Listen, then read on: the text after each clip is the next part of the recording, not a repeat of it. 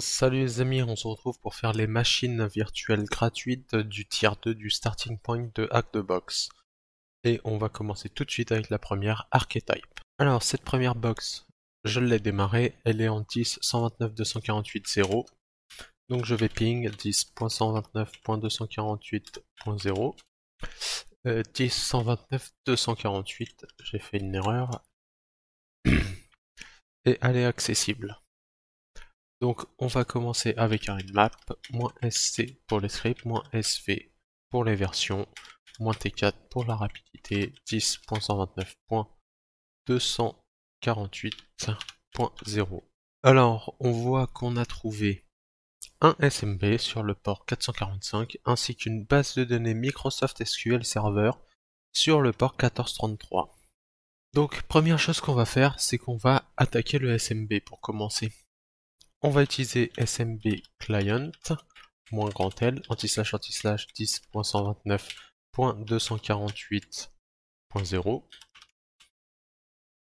sans aucun password. Alors, pour aller un peu plus vite, là je vois qu'il y a un dossier qui s'appelle backups, on va le monter. Pour aller un peu plus vite, je vais mettre le moins grand N, qui veut dire sans password. Donc, il arrêtera de me demander le password comme il le fait à chaque fois ici. Et ce grâce au moins grand N. Alors il faut mettre 4 anti-slash, ensuite 2 anti-slash et backups, donc le nom de notre partage. On a bien notre SMB, on va lister les fichiers et ensuite on va get le seul fichier qu'il y a, prod.dtsconfig. On va exit et on va ouvrir ce fameux prod, enfin on va afficher le contenu de ce fichier. DTS configuration, alors on a une configuration et on voit que cette configuration elle est pour du SQL. On voit également qu'on a un password megacorp 123, user id égale archetype anti-slash SQL SVC. Donc on a également notre utilisateur et ce qu'on va pouvoir faire c'est utiliser la suite impacket Python et GitHub. Hop là, je vais taper ça comme ça. Donc sur GitHub, impacket, qui est une collection de scripts pour pouvoir interagir avec les protocoles Microsoft. Car on va se connecter à la base de données Microsoft SQL. Donc on va l'installer. Je crois que si on fait ça, apt-get install impacket scripts. Voilà, c'est installé. Et une fois que ça c'est installé, on n'a plus qu'à lancer nos scripts ici. Ils sont directement disponibles comme ça. Inutile de faire un git clone, etc. Et ici, on a msSQL client.py et on va pouvoir le faire fonctionner. Alors par défaut de msSQL 1433, on peut retourner voir. Je vais renommer mes terminaux pour m'y retrouver. Nmap, on est bien sur le 1433, donc pas besoin de préciser le port. On va mettre un -Windows Hot pour pouvoir utiliser l'authentification Windows. Et ensuite, on peut placer un hash, mais on n'a pas de hash. Donc, ask for password, c'est pas ce qu'on veut. Et je crois que dans ce cas-là, on peut mettre notre cible. Notre cible, elle est là. 10.129.248.0. Et testons ça comme ça. Alors là, il y a une erreur parce que il essaye de se connecter en NT Authority Anonymous. Donc effectivement, ça va pas fonctionner. Il faut qu'on lui précise le nom d'utilisateur. Il me semble, si je me souviens bien, qu'on peut faire comme ça. Ici, nous allons récupérer notre nom d'utilisateur, archetype anti-slash SQL SVC, et peut-être avec un arrobase. Là, il nous demande le password. On va taper, donc c'est megacorp 123. Donc M majuscule 3 G 4 C 0 RP 123. Alors, je vais aller voir la syntaxe. Voyons voir. Alors, là, en fait, lui, il a testé exactement comme nous, on a testé. C'est pour la machine la même. Et ils lui répondent de faire comme ça, deux points, le password, arrobas, host. Donc, ça veut dire que si on fait ça, deux points, ici, on va copier-coller notre password. Notre password est ici. Hop. On le copie-colle ici. Arrobas et l'autre. Et ce qui fonctionne pas, c'est sûrement qu'on a mis un anti-slash alors qu'il faut qu'on mette un slash. Et voilà, ça fonctionne. C'est déjà beaucoup mieux. On est connecté. Alors, ce qu'on peut faire, c'est qu'on peut faire ça. Le Enable XP CMD Shell qui va nous permettre d'activer la possibilité d'exécuter des lignes de commande via notre SQL. Et là, il nous dit que XP CMD Shell a été changé de 0 à 1. Donc là, ça a l'air bon. Et il nous dit de run, de lancer reconfigure pour que ça installe ce changement, pour que ça prenne en compte ce changement. Ensuite, on va faire un xp underscore cmd shell who am I / all. Donc ça va nous permettre de voir qui on est exactement. Et là, on a l'information, donc username, archetype, SQL, SVC, SID. On a tout ce qu'il nous faut, pas mal d'informations sur notre utilisateur. Alors, maintenant qu'on peut exécuter des commandes, comme vous pouvez le voir, je peux faire par exemple PowerShell-C ou am I, et ça me renvoie qui je suis. L'idée que j'ai, c'est que j'ai fait quelques recherches sur comment se présentait le système de fichiers, enfin surtout sur les dossiers qui étaient présents, et je vais me déplacer dans Users, SQL underscore SVC, Downloads, donc je vais me déplacer dans ce dossier. Et ensuite, ce que je vais faire, un point virgule, exécuter une nouvelle commande qui sera wget vers http://10.10.15.97, donc l'adresse IP de ma machine virtuelle. Et le fichier s'appellera nc64.exe. En fait, j'ai téléchargé Netcat pour Windows et je l'ai mis sur ma machine Kali Linux dans un dossier que j'ai créé exprès ici. Et ça, c'est le Netcat 64 bits pour Windows. Ce que je vais faire ici, c'est que je vais faire un python-m http.server, et d'ailleurs c'est Python 3. Là, il va me lancer un serveur web sur le port 8000, et de ce côté, avec mon wget, je vais télécharger le fichier nc64 qui est mis à disposition par mon Kali. Il me faut aussi un -out file nc64.exe pour lui dire qu'il le nomme nc64.exe une fois qu'il l'a téléchargé. Quand j'exécute cette commande, là tout se passe bien, il n'y a rien, et là on voit ici que mon serveur web a reçu un téléchargement de nc64.exe par le 10.129.248.0. Ensuite je vais utiliser netcat pour me mettre en écoute sur le port 4444. De ce côté-ci, je vais le faire se déplacer dans Downloads, donc là où il y a le nc64.exe, je vais faire point anti-slash, donc exécuter ce fichier .exe, -e pour lui donner la ligne de commande que je veux, pour lui préciser la ligne de commande que Netcat va me donner. Je crois qu'il faut que je fasse cmd.exe. Et ensuite mon adresse IP 10.10.15.97 et le port 4444. Je vais même essayer sans le -e pour voir ce que ça donne. Ici on est connecté, on peut faire id, who am I, rien ne fonctionne parce qu'on lui a pas donné le -e en option. Ah si, on a reçu les commandes ici. Donc il nous faut bien le -e, cmd, -e PowerShell. Normalement si on lui donne PowerShell comme ça devrait fonctionner. Ok, là si on fait id,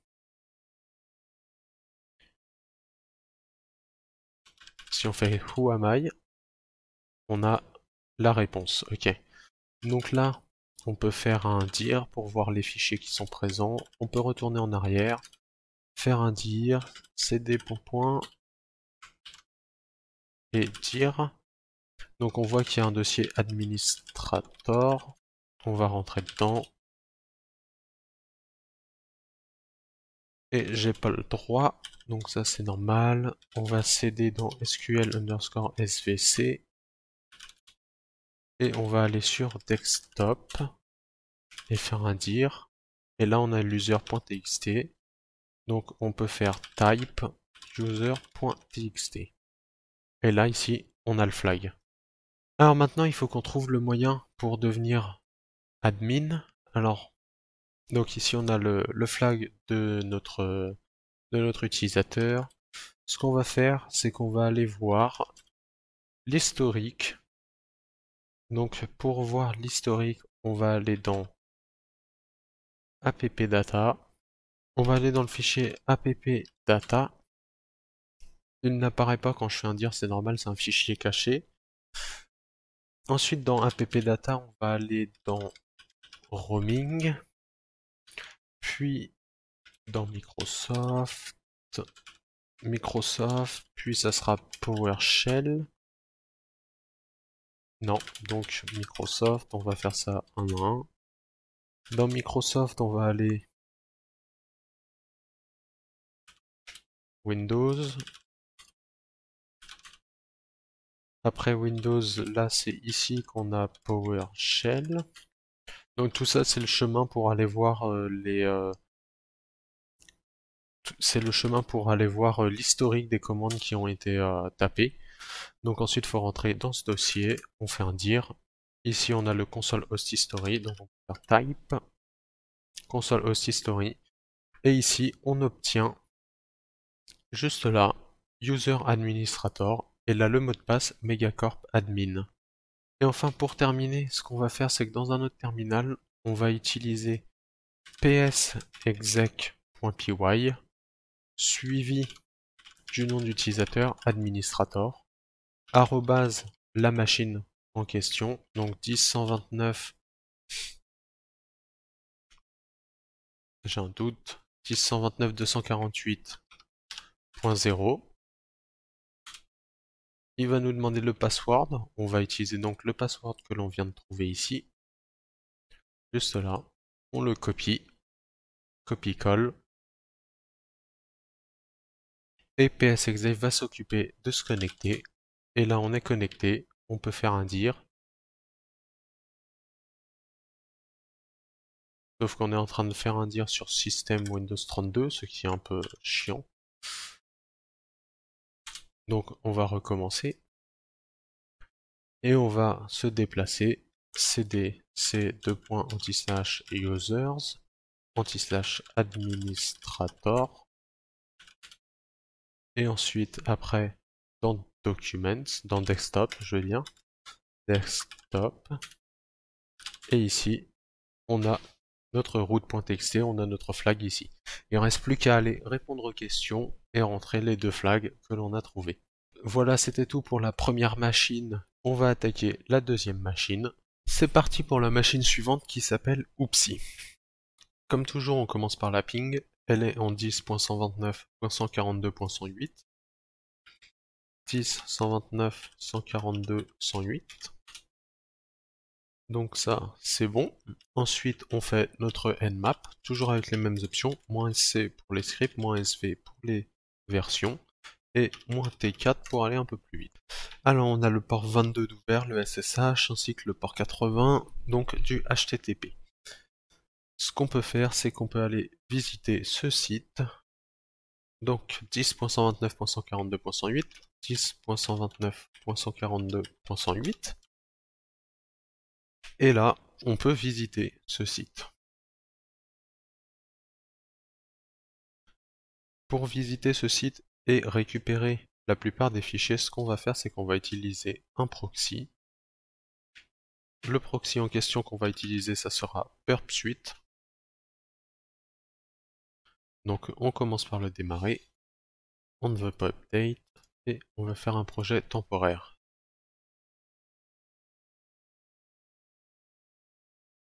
Je vais le mettre à droite et le web à gauche. Là, le proxy est on. Si on va dans les options, on voit qu'il tourne sur le port 8080. Donc, dans les préférences Firefox, tout en bas de l'onglet général, on a ici Network Settings. Et dedans, on peut configurer le proxy. Ici, on configure proxy manuel 127.0.0.1, port 8080. Pour des raisons de simplicité, j'ai installé un plugin qui s'appelle Foxy Proxy. Ce plugin permet de configurer différents proxys et juste en appuyant ici, il va changer la configuration. Donc là, je suis passé sur le proxy. Pour vérifier, on va ici, intercept is on, donc il va intercepter les requêtes HTTP qu'on fait. Là, il nous a intercepté cette requête. Je vais désactiver l'interception, vu que ce n'est pas spécialement ce que je cherche. Et dans Target Sitemap, ici, il va nous faire une carte du site. Donc, on peut visiter le site pour que Burp trouve les différents liens et toutes les pages, ainsi que les pages, les dossiers, tout ce qu'il peut trouver. Et là, on voit que il a trouvé un dossier cdn-cgi et ici un dossier à l'intérieur login. Donc, on va y aller, cdn-cgi /login, et là, on est sur le login. On pourrait tenter de brute force, des choses comme ça, mais là, je vois qu'on peut se connecter en tant qu'invité. Donc, on va se connecter en tant qu'invité et voir un peu tout ce qu'on peut trouver. Là, quand je vais dans Account, je vois qu'il y a mon Access ID, mon nom et mon email. Donc ça a l'air intéressant. Et ici, j'ai des informations sur différentes choses comme les clients, etc. Et je vois que Uploads, il me dit que je dois être super admin pour pouvoir uploader quelque chose. Si on regarde ici, dans mon URL, on voit que pour obtenir l'ID de mon utilisateur, enfin pour obtenir le tableau correspondant à mon utilisateur, l'ID est directement marqué là-haut. Ce qu'on peut faire, c'est tester, voir si on écrit un autre ID, qu'est-ce que ça nous donne. Par exemple, l'ID 1, qui est souvent associé à l'admin, nous donne bien le tableau de l'admin. Donc ça, c'est une faille car on peut obtenir des informations sur un utilisateur juste en modifiant l'URL. Et si on appuie sur F12 pour ouvrir notre menu développeur, on voit que j'ai un cookie pour ce site-là, j'ai des cookies pour ce site-là, et que mon cookie actuellement, il a comme nom user, et là j'ai une value qui est 2233. Donc 2233 c'était mon access ID. On voit également que je suis un invité, etc., etc. Donc ce qu'on peut faire, c'est qu'on peut modifier ce cookie, mais pour ça, il va nous falloir un plugin.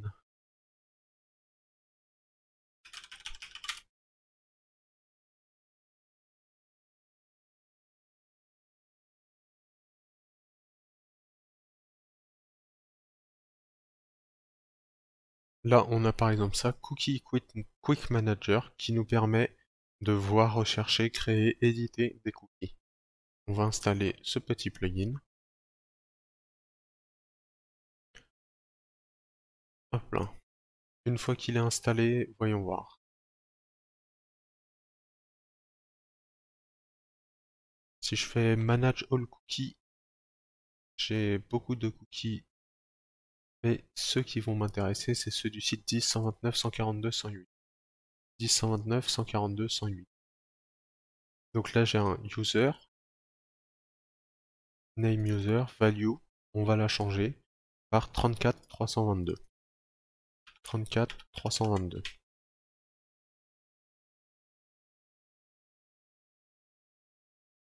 Et juste ici pour sauvegarder.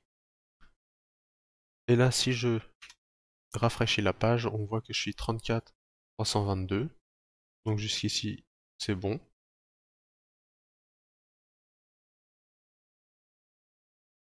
Et mon rôle Quest, on voit qu'ici name Quest, donc on va tester aussi de modifier celui-là et de mettre admin à la place. On sauvegarde, on rafraîchit la page.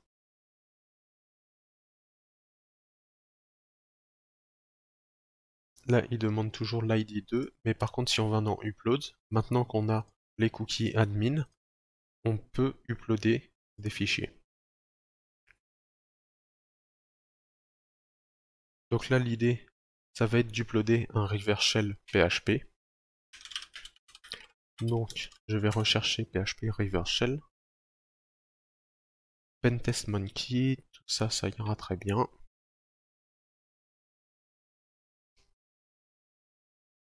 Et là, php-reverse-shell.php. Et ça, c'est notre reverse shell développé en PHP. Alors, je prends le fichier comme ça, et je vais faire wget de ce fichier. Je vais rentrer dans mon dossier serve et wget de ce fichier. Donc, php reverse-shell.php, il est juste là, tout a l'air bon. Je vais le renommer par contre, je vais juste l'appeler rev.php. reverse.php. Et ensuite, à partir d'ici, je vais pouvoir l'uploader sur contre notre cible. Donc reverse.php. Brand name, on va marquer Toto et upload. Donc là, il nous dit que ça a bien été uploadé. Maintenant, la question c'est, quand on upload un fichier, où est-ce qu'il va? Là, si on regarde ici, j'ai un post login admin.php. Ça, cette requête post, c'est le fichier qu'on a uploadé justement. Là, je vois un content égale uploads. Est-ce que... Ah oui, c'est là où je suis, d'accord, c'est mon URL. Tout ça, c'est mon fichier. Oui, parce que j'ai un peu oublié de faire quelque chose. J'ai oublié qu'il fallait modifier le reverse shell. Pour ce qui est de IP, il faut la changer pour mettre l'IP de notre machine. Donc je dois être en 10.10.15.97 normalement. Je vais vérifier ça avec un IPA 10.10.15.156. 156. Et le port, on va laisser port 1, 2, 3, 4. Ok. Je vais donc modifier son nom au cas où. Ref.php. Et juste ici, je vais le réupload. Donc là, je vais mettre tutu. Et là, ref.php. J'ai changé le nom au cas où pour être sûr qu'il ne rentre pas en conflit avec l'autre. Pour pas qu'il y ait deux fichiers avec le même nom.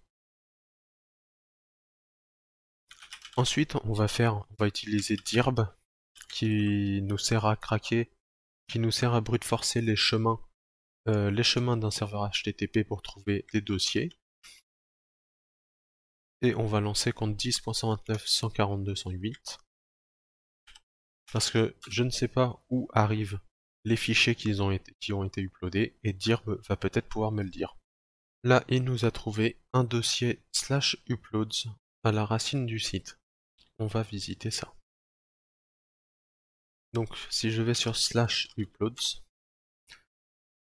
il me dit que j'ai pas les permissions. Est-ce que je peux lui donner directement un fichier que je sais être présent, par exemple le reverse shell que j'ai envoyé tout à l'heure? Juste avant de faire ça, je vais lancer un netcat-lnvnp pour en écoute, et c'est sur le port 1, 2, 3, 4 que j'ai configuré mon reverse shell. Et on dirait bien qu'il ne l'a pas trouvé. reverse.php. Alors j'ai recommencé l'upload, et là si je vais sur uploads, suivi du nom du fichier que je viens d'uploader, donc on va dans le dossier d'upload, suivi du nom du fichier. Là il cherche, et de ce côté là, on a récupéré notre reverse shell. Et on peut regarder où am I également. Là où je me trouve, je suis dans slash. Alors, je vais me déplacer dans var 3w var 3w html ls-l /var /3w/html. Ensuite, on va afficher le contenu du fichier cdn-cgi. Comme on a vu, je suis connecté en 3w-data, donc j'ai pas beaucoup de droits, ce qui fait que je vais chercher dans les fichiers du site web voir si je peux pas trouver des choses un peu plus intéressantes. Et dans le login, j'ai un admin.php et j'ai surtout un db.php. Donc je vais afficher ce fichier. Ce db.php contient probablement des identifiants à la base de données. Et on obtient un utilisateur Robert et un mot de passe megacorpuser. On va dans un autre terminal tenter de se connecter en SSH. Alors 10.129 142.108 142.108. Je vais lui dire yes et le password juste ici, je vais le copier-coller. Et on est connecté en tant qu'utilisateur. On peut vérifier qu'on est bien en tant qu'utilisateur Robert. Donc là tout va bien. Et ici on a le flag de Robert. Oups, je me suis un peu planté de commande. Ce n'est pas passwd que je dois faire, mais pwd. Dans /home/Robert, on a son flag. Maintenant, il faut qu'on cherche à devenir root. Et première chose que je vérifie tout le temps, c'est de trouver les fichiers avec un setuid. Les fichiers qui disposent d'un setuid, c'est des fichiers qui vont s'exécuter en tant que root. Donc par exemple, je vais faire la commande find à partir de la racine. Tous les fichiers qui ont en permission 4000, donc 4000 ça c'est le setuid. Donc là il va me trouver tous les fichiers qui ont le setuid dans leur droit. Et ça sert à envoyer toutes les erreurs dans le dev nul, dans la poubelle pour pas qu'elles apparaissent. Je crois que c'est moins perm pour permission. Fait une petite erreur, c'est moins perm, pas moins pem. Ce n'est pas ça. Ah, moins perm, puis moins 4000. Ok, donc là il m'a trouvé des trucs. Tout ce qui est snapcore, on s'en fout. Dans le /bin, on n'a rien de très intéressant. Ping sudo mount umount user mount. Ça a l'air plus intéressant. /usr/bin bug tracker. C'est pas un paquet connu. Donc c'est peut-être un script personnalisé. Donc on voit au niveau des droits qu'il est en lecture, écriture, et le S, donc exécution avec les droits du propriétaire du fichier, et le propriétaire du fichier c'est root. On va exécuter ce fameux bug tracker pour voir ce qu'il fait. EV bug tracker, bug ID, on va lui dire 1, 2, 3, 4, 5, 6. Et là, il fait 4 /root/reports 1, 2, 3, 4, 5, 6 et il nous dit qu'il a rien trouvé. Donc il a l'air de faire la commande cat. Ce qu'on peut essayer, c'est de créer notre propre commande cat. Donc dans /tmp, on va créer un fichier qui s'appellera cat. Ce cat, il lancera un netcat vers mon adresse IP à moi, 10.10.15.156. Ce netcat là, je vais le fermer. Donc IPA 10.10.15.156, c'est bien ça. On va relancer notre netcat en écoute sur le port 1, 2, 3, 4. Et donc lui il fait netcat et sur le port 1, 2, 3, 4. Sans oublier qu'on va lui dire de nous donner un petit shell binbash -e/binbash pour qu'il se connecte sur nous. Ensuite, on va modifier notre pass. Donc pour ça, export pass égale. Et là, ce qu'on va faire, c'est qu'on va lui dire /tmp $pass. Quand ce fichier sera exécuté, il sera exécuté en tant que root car on a le setuid. Il cherchera dans notre chemin où est la commande cat.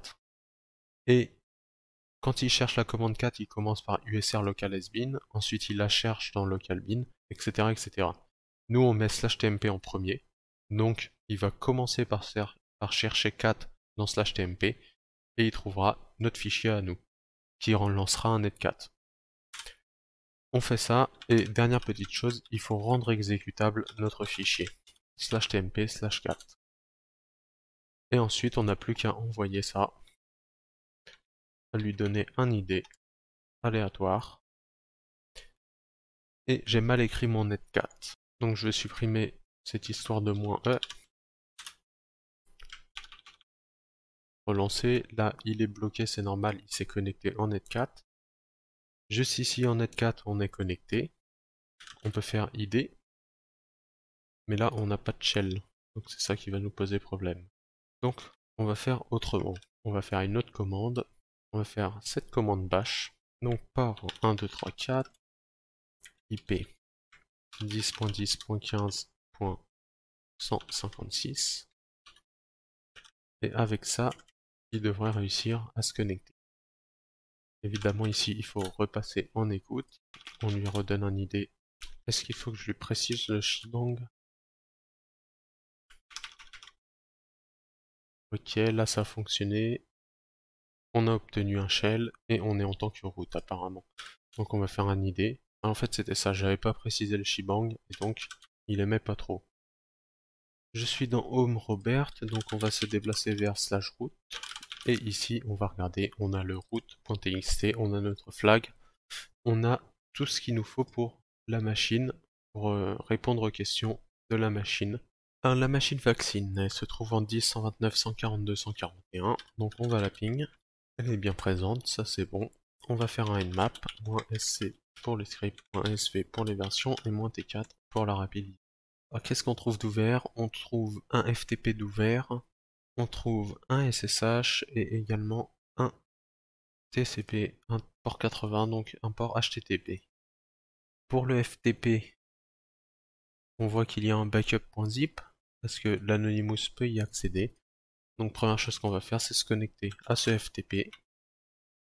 Je vais récupérer l'adresse IP juste ici.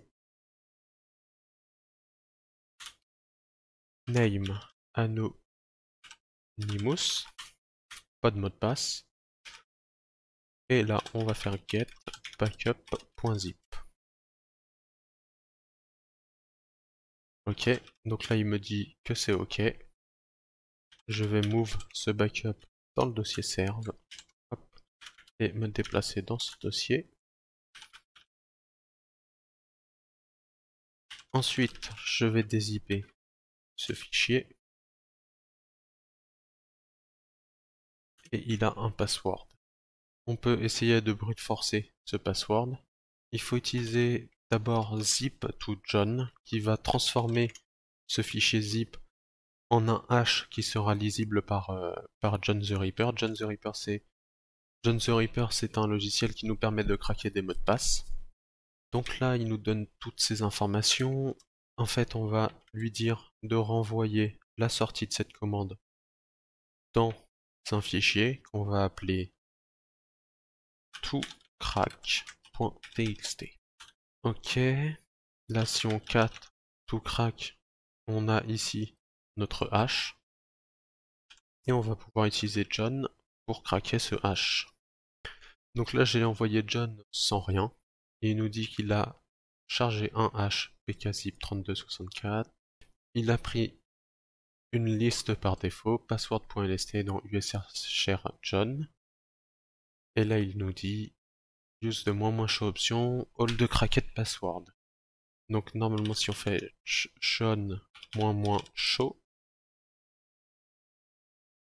suivi de tocrack suivi du fichier en question, il nous dit qu'il y a un hash qui a été craqué.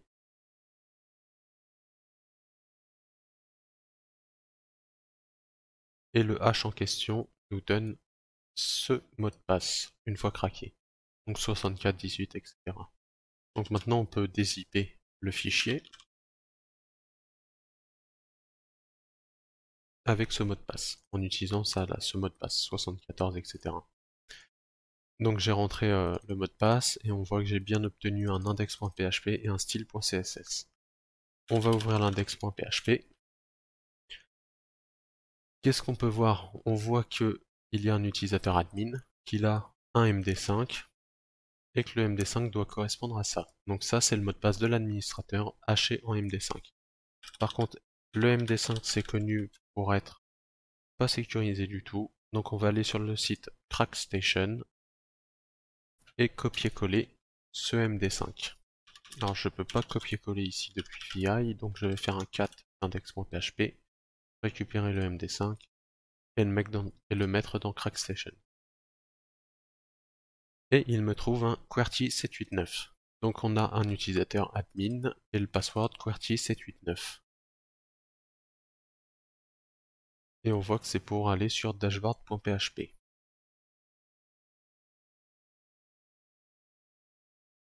On va aller visiter ce site. Je vais copier-coller ici. Il est collé, il est copié. Donc je vais aller sur le site, il me demande de me connecter, admin et QWERTY 789.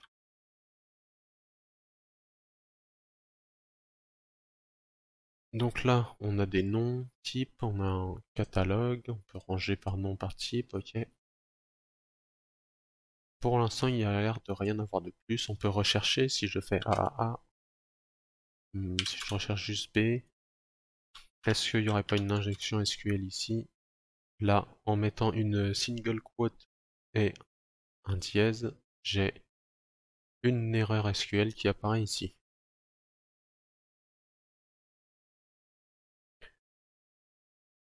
Et peut-être qu'en regardant ici, on peut retrouver... Non. Non, on n'a pas le code de ça. Par contre, ce qu'on peut faire, c'est qu'on peut coller ça. On peut prendre ça. On va ouvrir ça. Un nouveau terminal. Et on va utiliser SQLmap pour craquer la base. Quand on lance notre SQLmap, il nous dit qu'il y a un redirect. Parce que le problème, c'est que lui, SQLmap, il n'est pas connecté.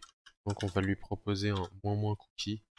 Et on va lui donner notre cookie. Pour ça, j'ai ouvert avec F12 la fenêtre de mes cookies, le PHP SSID égale, donc je lui donne le cookie, le nom du cookie suivi de sa valeur, et normalement comme ça, là il nous dit que le paramètre search pourrait être injectable, pourrait être faillible. Donc la seule petite chose que je vais faire, c'est que je vais rajouter un -, shell à la fin. Et là je vais faire -, dbs. Donc, quand il s'arrête comme ça, il vous pose une question. À chaque fois, je vais lui dire oui.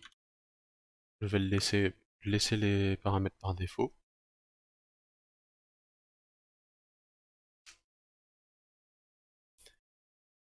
Donc la commande -dbs, elle sert à trouver les bases de données présentes.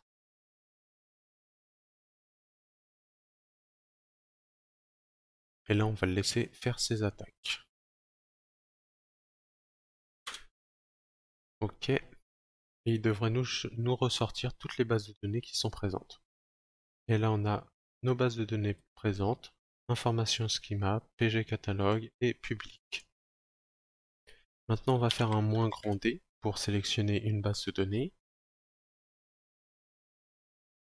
Je vais prendre pg catalogue et -tables pour afficher toutes les tables.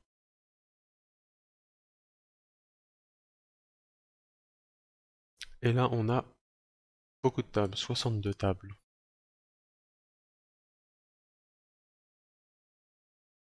Je vais regarder dans la base qui s'appelait public. Si on fait -tables, qu'est-ce qu'on a? On a cars. Donc si je fais ensuite un -t majuscule pour sélectionner la table cars et -dump pour dump toutes les informations qui sont dans la table cars. On a pas mal de choses, id, name, type, engine et full type. Donc pas très intéressant ici. Donc ça doit sûrement être dans pg catalogue qu'on trouvera quelque chose d'intéressant. Qu'est-ce qu'on a dans tout ça? On a le user mapping, on peut peut-être essayer user mapping. On a quelque chose d'autre qui contient user. Récupérer les bases de données, ça n'a pas l'air hyper utile. Par contre, ce qu'on peut essayer, c'est de faire un -os-shell pour obtenir un reverse shell depuis cette injection SQL. os-shells, donc est-ce que ça a fonctionné? Je vais lui dire oui, et quand je fais id, il y a un truc bizarre. uid, postgre, donc ça m'a l'air bon. Seul problème, c'est qu'il faudrait spawn un shell, histoire que ça apparaisse un petit peu mieux. Donc ce qu'on va faire, c'est qu'on va le faire exécuter une commande, bash-c, et ensuite il exécutera la commande bash-i. Toute l'idée, c'est de le faire connecter. En fait, vu qu'on peut exécuter des commandes via cette injection SQL, on va le faire exécuter un reverse shell pour qu'il se connecte à nous. Donc, on va prendre reverse shell bash tcp et on va le faire exécuter. Donc, via l'injection SQL, je lui dis d'exécuter bash-c suivi de cette commande de reverse shell. 10.15.156, port 4242, donc il faut qu'on lance un netcat, 4-lfnp 4242.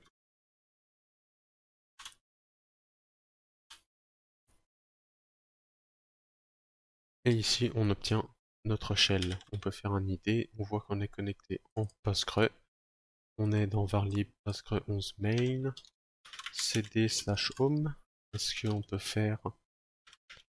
On a un FTP user et on a Simon. cd Simon. Il n'y a l'air de rien avoir dans Simon.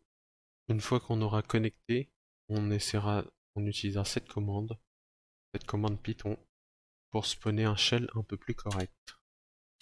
Donc là je lance ma commande, j'obtiens le netcat, j'utilise ma commande Python pour obtenir un shell entièrement interactive, et là ça m'a l'air d'être bon.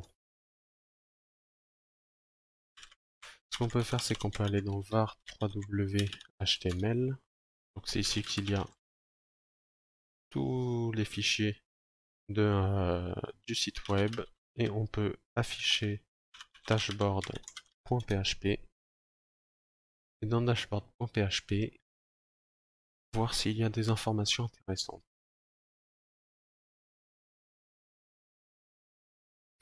Là, on obtient le password de l'utilisateur Postgre. Ce que je vais faire, c'est que je vais mettre ce password-là de côté. Je vais me déconnecter d'ici et je vais me connecter en SSH tout simplement. 10.129.142.141. J'accepte de recevoir ça et ensuite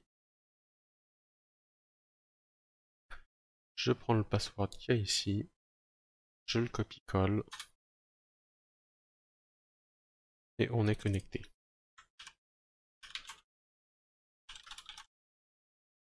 Une fois connecté, on peut voir que je suis arrivé dans le dossier varlib PostgreSQL et ici user.txt, on a le flag de l'utilisateur. Donc déjà on a notre premier flag. Maintenant on va pouvoir essayer d'avoir notre deuxième flag, d'augmenter nos privilèges et d'avoir notre deuxième flag. Pour ça, comme toujours, je commence toujours par chercher les 7 ID de slash et toutes les erreurs, je les renvoie dans le def nul. Ok, donc qu'est-ce qu'il nous a trouvé? A priori, rien de spécial. Ce qu'on peut faire, c'est un sudo -l pour vérifier les droits qu'il a en tant que sudo. On retape le mot de passe, p@ssw. C'est pas ça le mot de passe. Donc je vais le copier-coller. Ce sera plus simple. Tac, tac. Et là, qu'est-ce qu'il peut utiliser? Il peut utiliser en tant que sudo bin-v. Il peut utiliser vi de ce fichier-là en tant que sudo. Donc c'est intéressant parce que vi, il y a moyen d'obtenir un shell root à partir de vi. Et pour ça, on va aller sur gtfo ins vi, qui nous dira comment faire. Donc ce site nous donne des manières d'obtenir des shells ou des d'escalation de privilèges. Là, il nous dit bien, pour le sudo, si on peut lancer vi en sudo, on va pouvoir faire un sudo vi -c et là bin sh/dev/nul. Ça, c'est possible de le faire juste ici. Voilà. Vu que vi nous permet d'exécuter des commandes, on va faire le 2 points. Donc là, en bas à gauche, il y a mon 2 points qui vient d'apparaître. Et je fais faire 2.set shell égale /bin /bash. Et ensuite 2.shell. Et là, si je fais un id, je suis bien en route. Donc je peux me déplacer vers /route. Je fais un ls. J'ai mon flag qui est ici. Donc on est bien en route et on peut obtenir le flag final. C'est tout pour cette machine et aussi pour cette vidéo. Donc les 3 machines gratuites du tiers 2. Dans tous les cas, j'espère que ça vous aura plu. Je vous souhaite un bon hacking et je vous souhaite une bonne journée.